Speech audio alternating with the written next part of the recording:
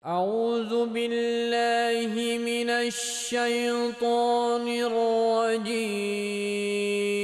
يا أيها الذين آمنوا كتب عليكم الصيام كما كتب على الذين من قبلكم لعلكم تتقون.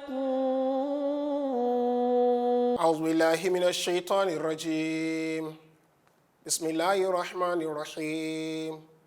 وقال ربكم ادعوني أستجب لكم إن الذين يستكبرون عن عبادتي سيدخلون جهنم داخرين. ẹ̀yin olùgbọ́ wa, assalamu alaikum wa rahmatulahi wa barakatuh. A kí gbogbo wa káàbọ̀ lẹ́ẹ̀kan sí kókó ìbánisọ̀rọ̀ wa ti àsìkò yìí. Ó náà ni pàtàkì àdúrà àti ìjírẹ̀bẹ̀ nínú oṣù Ramadan. Pàtàkì àdúrà àti ìjírẹ̀bẹ̀ ní gbogbo ọjọ́ àti àsìkò ìgbé ayé olùgbàgbọ́ òdodo. Ohun tí kò lè kọjá àsọtúnsọ ni. A máa tẹnumọ́, a máa sọ ní gbogbo ìgbà, nítorí pé Ọlọ́run máa fúnra ẹ̀, ó fi pàtàkì ká máa bẹ̀ẹ́, ó fi pàtàkì ká máa rawọ́ rasẹ̀ sí i, ó fi pàtàkì rẹ̀ hàn nínú Al-Qur'ani mímọ́. Eléyìí ó sì jẹ́ jáde nínú àyà tá a kà ṣáájú, orí 40 Al-Qur'an ẹsẹ̀ 61. Ọlọ́run ọba ní wa qala rabbukum, olúwa yín sọ pé ud'uni astajib lakum, ẹ máa pè mí, ń dá yín lóhùn. Innal ladhina yastakbiruna an ibadati, dájúdájú àwọn wọn ni tí wọ́n bá ń ṣe ìgbéraga láti sin èmi Ọlọ́run ọba, láti juwọ́ jùsẹ̀ẹ́lẹ̀ fún èmi Ọlọ́run, sayadkhuluna jahannama dakhirin, lẹ́ni yẹpẹrẹ òun náà ni wọ́n máa wọ inú náà jahannama. Kí Ọlọ́run ọba kí ó ṣọ́ wa nínú eléyìí. Ó ṣe pàtàkì láti kọ́kọ́ sọ fún wa pé kí ni ìyàtọ̀ tó wà láàrin àdúrà ṣíṣe àti ìjírẹ̀bẹ̀. Ìtumọ̀ kan náà ni wọ́n jọ ní, ìtumọ̀ wọn ó ń gbé ara wọn lẹ́sẹ̀ ni. Àmọ́ ohun tó ń jẹ́ àdúrà, òun náà ni agbòòrùn léyìí tí gbogbo ohun tá à ń kó síwájú Ọlọ́run ọba àbí tá à ń ṣe lọ́dọ̀ Ọlọ́run ọba tí wọ́n sá sí abẹ́ rẹ̀. Eléyìí túmọ̀ sí pé àdúrà òun náà la fi ń bá Ọlọ́run ọba sọ̀rọ̀, bẹ́ẹ̀ ìjírẹ̀bẹ̀ ọ̀nà ìbẹ̀bẹ̀ ní ọ̀dọ̀ Ọlọ́run ọba òun ni eléyìí.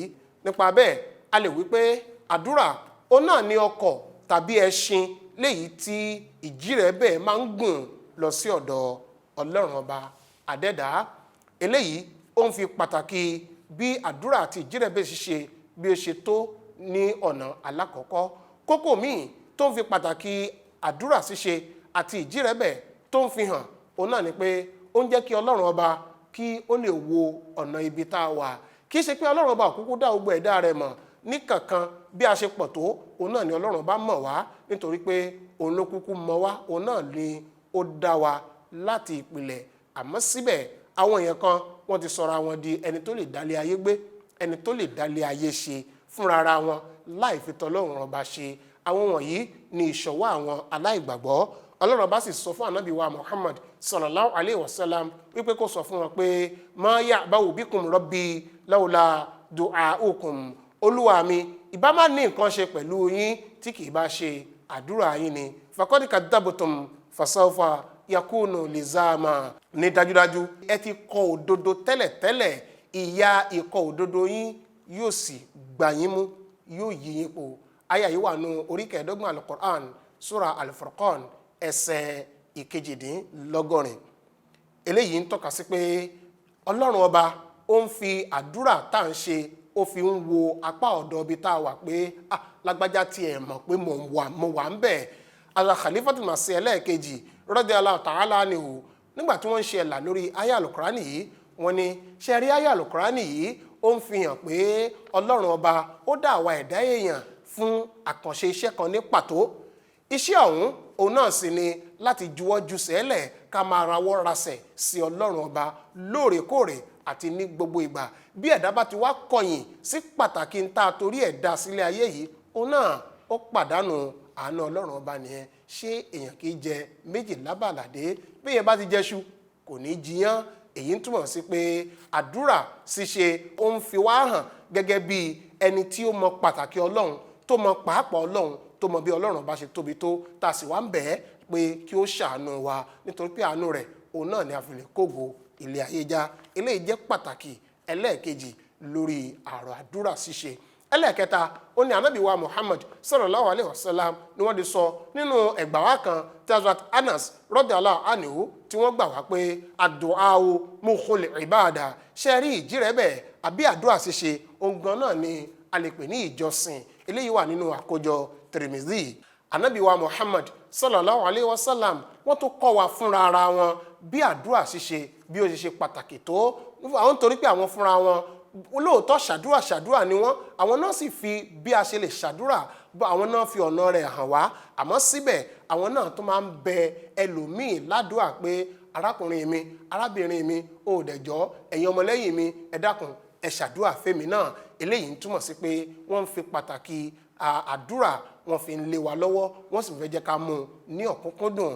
àrọ́bà kan tí Hazrat Umar radiyallahu anhu fúnra wọn tí wọ́n fi tó wa létí wọ́n ní istazantu nabiyya sallallahu alayhi wa sallam fil umrah wọ́n ní mo tọrọ ààyè mo gba yọ̀ǹda lọ́wọ́ òjíṣẹ́ ọlọ́run wípé mo fẹ́ lọ ṣe umra fa adínàlì wọ́n fún mi ní yọ̀ǹda wípé kí n lọ ṣe umra. wọ́n ní wọ́n ṣaláì fúnkún pé la tansana ya akhayya min du'aika ìwọ arákùnrin mi jọ̀ọ́ má gbàgbé wa nínú àdúrà tó bá ń ṣe o nígbà tó bá dé umra ìjì rẹ̀ bẹ̀rẹ̀ má gbàgbé wa ń bẹ̀ wà fi rọ̀ ayatin nínú ẹgbàá wa míì tí lórí ìṣẹ̀lẹ̀ yìí náà wọ́n ní ànábì wa Muhammad sallallahu alayhi wa sallam wọ́n sọ pé ashirikna ya akhayya fi du'aika jọ arákùnrin wa bó bá ti ń ṣàdúrà máa dákọ tiwa náà ń bẹ̀ ìwọ Umar ibn Khattab. eléyìí ó ń fi hàn pé ànábì wa Muhammad sallallahu alayhi wa sallam wọ́n mọ pàtàkì àdúrà dáadáa.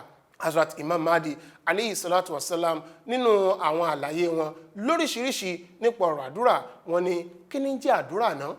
wọ́n ní òun náà ni ìjírẹ́bẹ̀ léyìí tí ó ń gba ẹ̀dá èèyàn lẹ̀ lọ́wọ́ gbogbo ìṣòro lọ́wọ́ gbogbo ìbàjẹ́ àti ìwà ìlójútì ó sì máa ń jẹ́ kí ẹ̀dá kí ó lè kọ ìwé sí dáadáa láti ọ̀dọ̀ Ọlọ́run ọba kó sì rí ojú rẹ̀ gbà. eléyìí wà nínú àkójọ àwọn ọ̀rọ̀ wọn tí a ń pè ní malfuzat ìdìkíní. Imam Mahdi alayhi salam wọ́n tún sọ nínú ìwé wọn kan tí a ń pè ní wáàsí Sialkot lédè Gẹ̀ẹ́sì lecture Sialkot wọ́n ṣàlàyé àdúrà bí ó ṣe yàtọ̀ sí pé à ń kírun wákàtí 5 lójoojúmọ́. ṣé a mọ̀ bí a bá ń kírun wákàtí 5 lójoojúmọ́ nínú ìrun rákà 4 àbónírákà 3 a fẹ́ má lè lò ju ìṣẹ́jú 6 ìṣẹ́jú 7 lọ bàbá fẹ́ kí pàápàá tó bá jẹ́ pé à ń kírun lẹ́yìn ìmáàmù kan ni àsìkò tó lè lò kì í ṣe àsìkò tó lè pẹ́ débi pé àwa túra sílẹ̀ nínú ìrun wákàtí 5 àmọ́ bàbá ń dá ìrun kí àsìkò tá a lè lò nínú àwọn ìrun wa tá a fi máa bẹ Ọlọ́run ọba á pọ̀ dáadáa nítorí pé àáráyè láti bẹ Ọlọ́run ọba dáadáa níbẹ̀. ìrun là ń kí ṣùgbọ́n àáláǹfààní àti bẹ Ọlọ́run nínú àdúrà àáláǹfààní àti jírẹ́bẹ̀ níbẹ̀ dáadáa. ibi tí ìrun kíkí àti irú àdúrà tá à ń pe àkíyèsí ara wa sí yìí ibi tí wọ́n ti yàtọ̀ síra wọn nìyẹn tá a fi sọ pé àdúrà tó ń jẹ́ sọ́láàt òun ni a fi ń ṣe àtẹ̀gùn láti fi rawọ́ ẹ̀bẹ̀ sí Ọlọ́run ọba. nínú ìwé tí a dárúkọ yìí Imam Mahdi alayhi salam ní ohun àkọ́kọ́ tí ẹ̀mí máa ń fẹ́ láti ṣe látàrí ojú rere Ọlọ́run ọba Allah òun náà ni àdúà òun náà ni àdúrà ṣíṣe.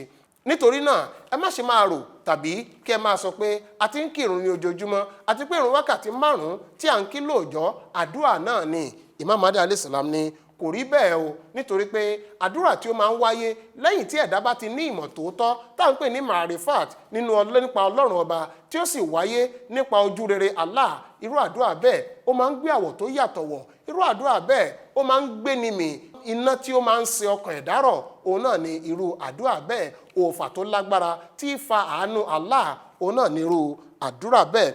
wọ́n ní oríṣi ikú kan ni tó sì máa ń padà sọ ní di alààyè ìjì omi ńlá ni àmọ́ tó máa ń yí padà di ọkọ̀ ojú omi láti gba ẹ̀dá sílẹ̀ lọ́wọ́ ẹ̀kún omi ayé ẹ̀ṣẹ̀. nípasẹ̀ ìjírẹ́bẹ̀ gbogbo ìbàjẹ́ ara ẹ̀dá a máa rí àtúnṣe gbogbo májèlé pátá a sì di àporó fún ẹni tí ó ń ṣe ìjírẹ̀bẹ̀. májèlé ò ní jẹ́ májèlé fún un mọ́, àporó òun náà ni gbogbo májèlé yóò máa jẹ́, nítorí pé ọlọ́run ọba fúnra ẹ̀ lókù tí ó máa dáàbò bo ẹni tí ó ń jírẹ̀bẹ̀ níwájú ọlọ́run ọba. wọ́n tẹ̀síwájú náà ọ̀rọ̀ wọn ni oníbùkún ni àwọn tí wọ́n wà lẹ́wọ̀n àmọ́ tí wọn kì í káàárẹ̀ láti jírẹ̀bẹ̀, nítorí pé lọ́jọ́ kan a ó dá wọn ní ìdè. oníbùkún ni àwọn tán fọ́jú ṣùgbọ́n tí wọn kò yéé ṣe àdúrà sí Allah ní lemọ́lemọ́, torí lọ́jọ́ kan ojú wọn yóò là. oníbùkún ni àwọn wọn ni tí wọ́n wà nínú ibojì lábẹ́ àjàgà ẹ̀ṣẹ̀ wọn ṣùgbọ́n tí wọ́n ń bi ọlọ́run fún ìrànlọ́wọ́ àti àtìlẹ́yìn. dájúdájú lọ́jọ́ kan a ó mú wọn jáde kúrò nínú ibojì wọn.